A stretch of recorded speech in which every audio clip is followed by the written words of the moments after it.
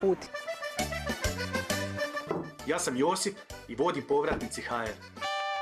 Priča broj 2. Odrastao u Našicama, bio profi vojnik u Varaždinu, 2020. zaljubio se u Švicarku hrvatskih korijena, otišao u Sankt Gallen, sada se za mjesec dana s njom vraća.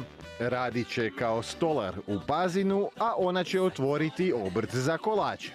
Bolje, po meni je puno bolje vratiti se u svoju zemlju i biti među svojim ljudima nego negdje vani gdje si samo broj.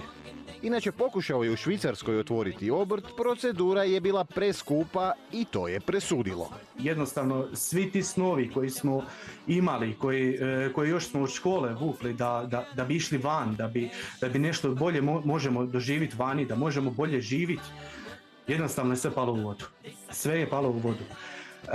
Poslije toga smo počeli razmišljati o povratku nazad, ali svaki put smo govorili sačekat ćemo još. Maksimalno se može dobiti 27.000 eura za povratak, ali oni ne ulaze u tu maksimalnu kategoriju, njegova supruga će dobiti 7.